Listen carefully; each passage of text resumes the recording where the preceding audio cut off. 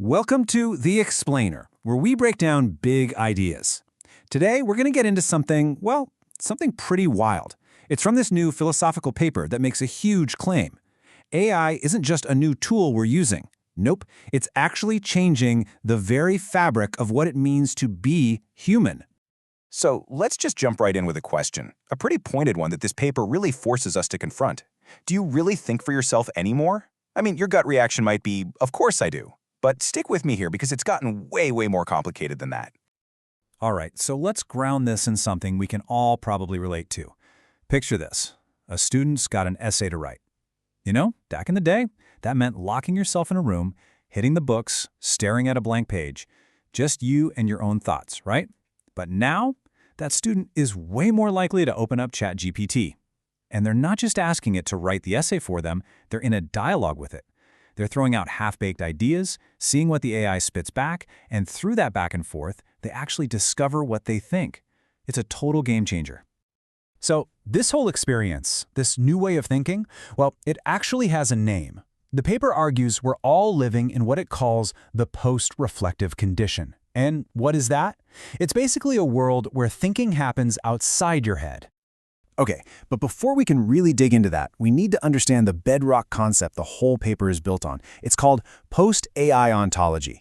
It sounds super academic, I know, but the idea is actually pretty simple. It means AI isn't just another tool, like a hammer or a computer. Instead, it's become the fundamental infrastructure of our lives. It's like the new ground we're all standing on, shaping how we experience reality itself.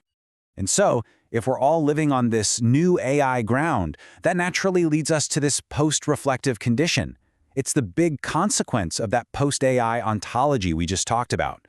The point isn't that we've stopped thinking, not at all. It's that our thinking is no longer just an internal thing. It's become a process that's externalized, a process mediated by these AI systems.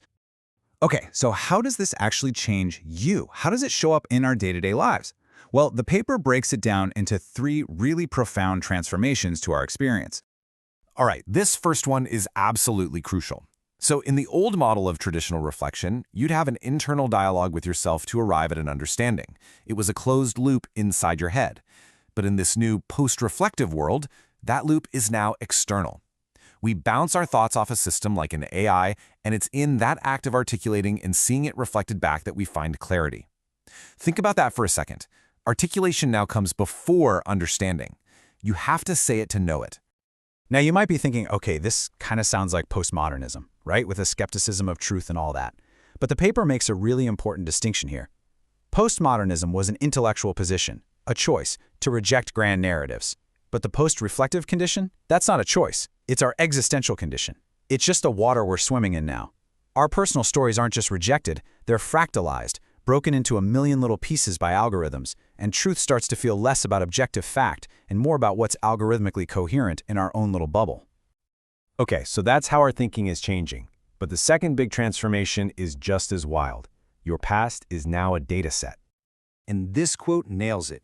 You remember your year through algorithm-curated stats, not through your own storytelling. Just think about Spotify Wrapped or your Instagram year in review. That's literally it. We're not remembering our past as this rich, personal story we weave ourselves. Instead, we're being handed a highlight reel of data points, our top songs, our most popular posts. The paper has a great name for this, data temporality. Our memory is becoming a data set. And that brings us to the third transformation, which is all about our identity. The paper calls this the simulacral self, and it's created by this crazy feedback loop. Here's how it works. First, you post something online, a version of yourself, right? Then the algorithm gives you instant feedback in the form of likes, views, shares. You quickly learn what works, what gets engagement. So what do? You replicate it. You optimize your content for the algorithm. And over time, this carefully crafted algorithm-pleasing persona, it starts to feel like the real you. It can even become the dominant part of your identity. So we've talked about how this changes us individually. But what happens when you scale all of this up to a whole society? Well, that's where we run into what the paper calls the crisis of the other. And this has some really serious social and ethical consequences. Think about it. Before algorithms, meeting new people was, well, random. It was messy. You'd run into people who were completely different from you, people who might even make you uncomfortable. But now, our encounters are curated. On dating apps and social media, the algorithm is constantly working to show you people you're compatible with.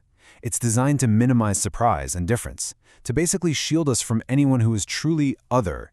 And here's the kicker. Here's why that really matters. The paper brings in the philosopher Emmanuel Levinas, who had this powerful idea that our entire sense of ethics comes from that raw, unfiltered encounter with a true other, someone completely different from ourselves. So, if the algorithms are systematically filtering out that experience, what does that do to the very foundation of our ethics? It's a scary thought. So, what do? How do we fix this? Well, the paper is really clear on this next point. It's offering a map, not a solution. And that's because there is no easy way out. The whole point is that we are already living in this new territory. This is it. This is our reality.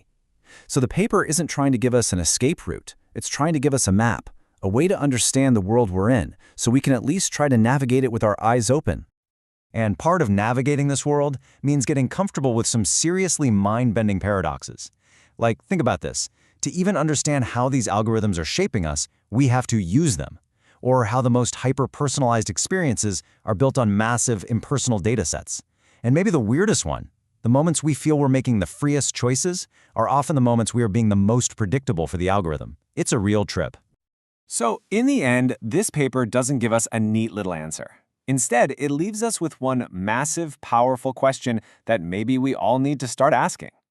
How do we maintain our humanity in a condition where the fundamental structures of our being have been completely transformed? In a world where our thinking, our memories, and our very selves are being shaped by these new systems, what does it even mean to be human anymore?